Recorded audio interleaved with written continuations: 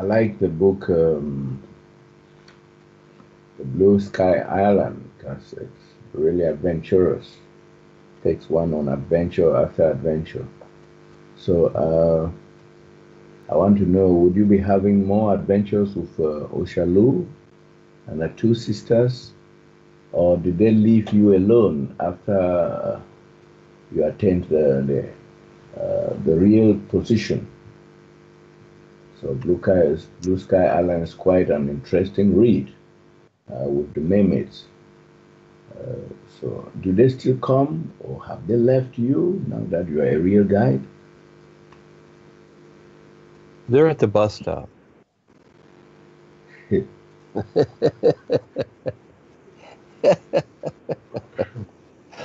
Everybody does what they do. You know, again, it's like when you were, I don't know, I'm assuming you went to college because you have a degree, and you know, from high school, when you go into college, you know, uh, my former wife and girlfriend, whatever, they, you know, they went to college. Their whole thing was the social thing, you see, and so it was kind of like that. You know, I went through that part in my life, and then you might say moved on from there because there was things to do, and they have their life and whatever, and that was for that time because other things were to come in and take place. So yeah, so it's kind of that was kind of like the college days.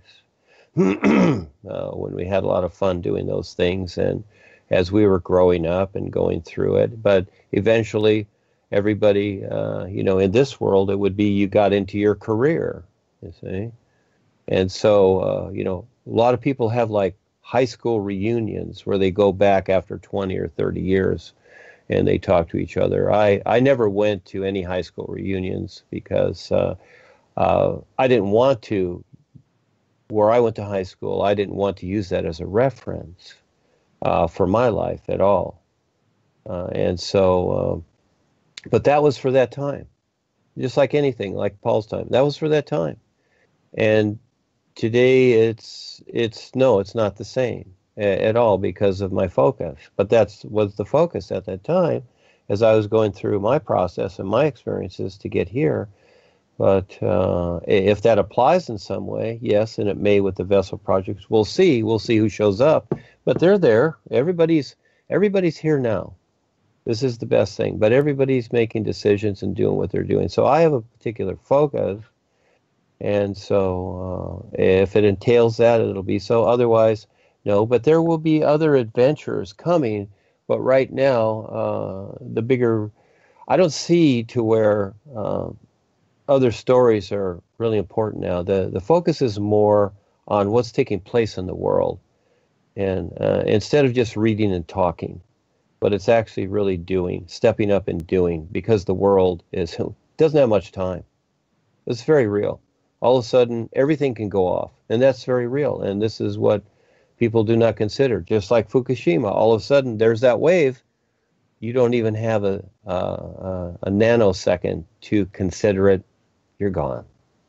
And so, you know, people have their surface ideas, but, you know, when they go to the real side, they think it's all going to be fixed for them or whatever.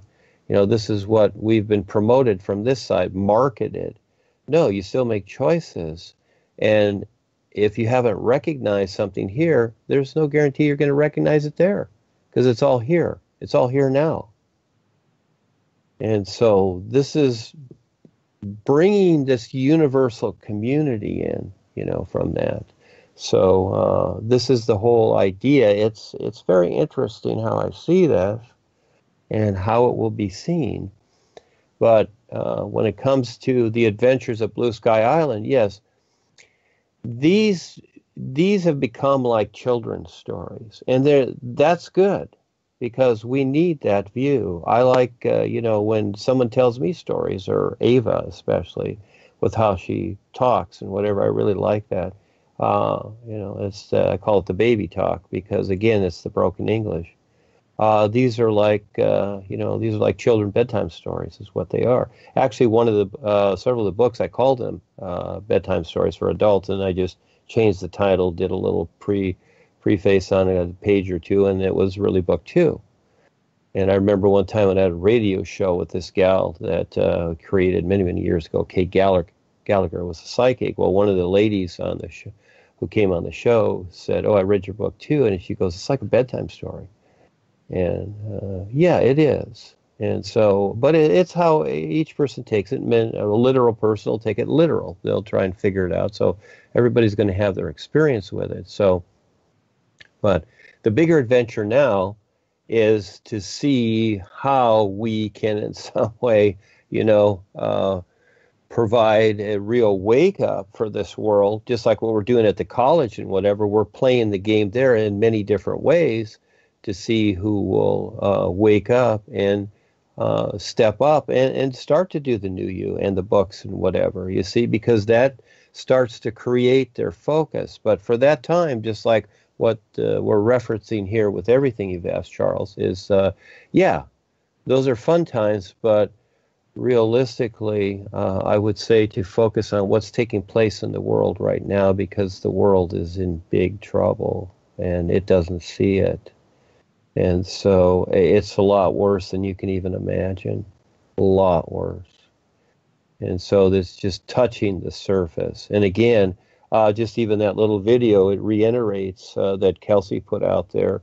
And I saw it last night, Kelsey, that fellow, Tower or whatever his name is. Yeah, and he worked in these areas with the Royal Navy of microwaves and mind control, and it's just very real. And look at everybody takes it for granted. They're being doused. 5G will fry everybody, and it's coming. And zap, yeah, no joke. So again, we only have so much time. And so it's kind of like a horse race. The boys are trying to get agreement so they can, you might say, they're laying the cables for the next big event, all right? And the new presentation will take a transition. It's always in transition. This is the cool thing about it. The references themselves are in transition, okay, etc. And so giving hints at this with some of the groups in different ways. But and on the real side, too, people are being shown and prepared. And so, yeah, it's really paying attention with the intent and not taking it for granted. So, you know, if you've got a personal lifestyle or a job or something, hey, have fun, because, again, it all means nothing, zero, because if it doesn't refer to the is, what good is it? So it's not that you abandon it or whatever. What is the focus? What is your intent? And so, yeah, those things are fun. The books are wonderful. Actually, of all of them, I like book 8, but book 1, actually. But they're all good. They're all, you know, it's interesting how they all came out very individualized. And that just as I went through the experiences and wrote them, this is how they came out. And they are very unique. And they're huge references, plus everything else that you know, I'm keeping up to date with here, doing the groups and whatever, and sometimes having fun with this or that, doing funny groups. But, you know, trying to touch many different areas. And there are a lot of people that are there. But the mermaids, Ursula, Lou, and her sisters, they're there. They're doing their thing, and actually they're a backup too on the real side. But they have their situations too because of what is taking place in creation.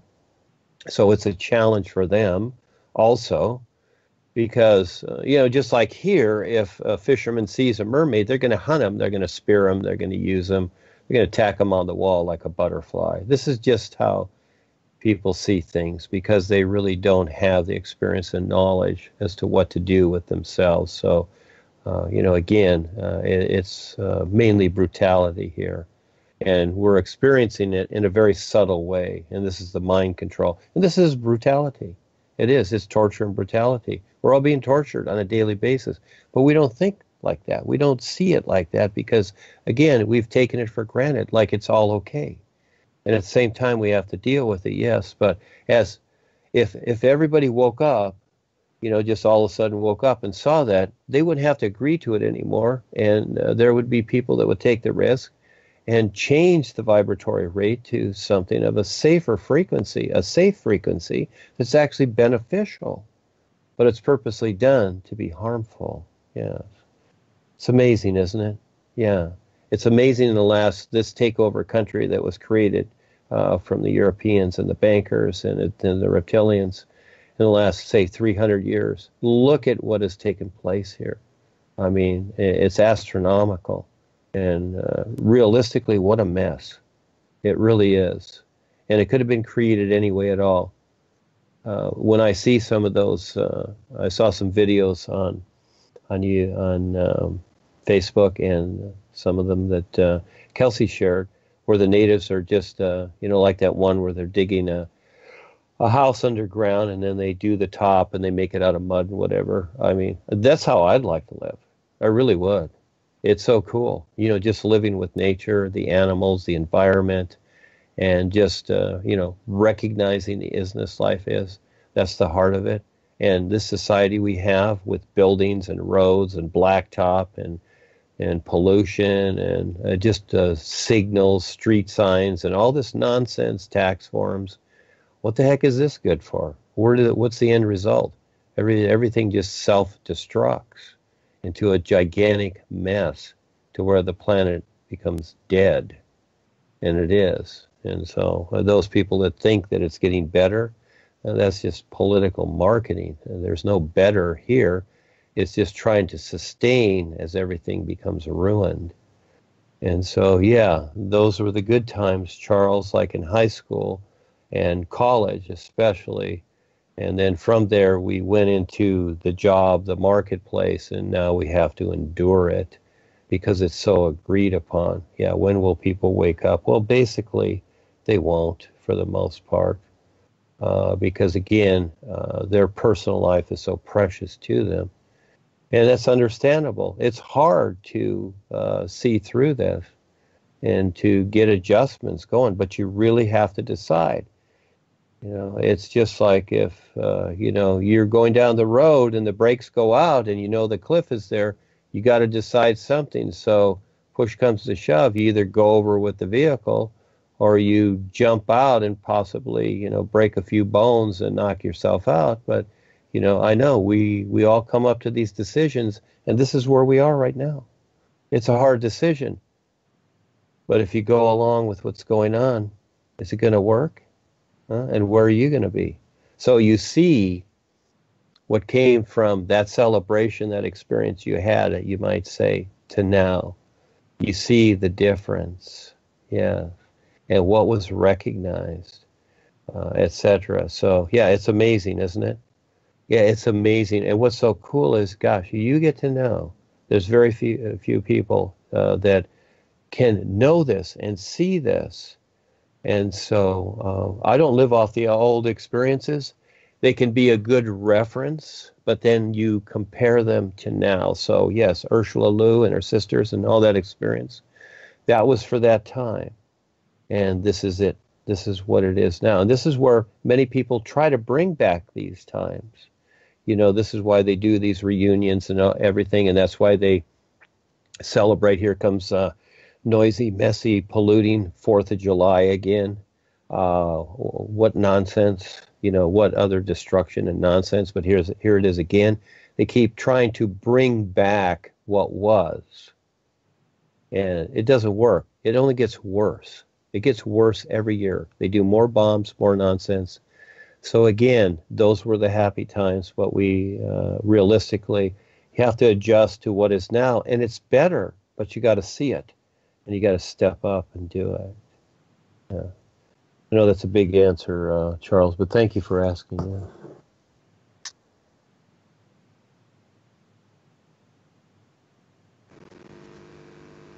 Okay, Duane, from your last statement there, I see the world is engaged in so much in celebration of the past, like all these school reunions and many other meetings. Yeah, and you find that when people gather, they're only speaking in the past tense. Language too is a great indicator of our state, our awareness.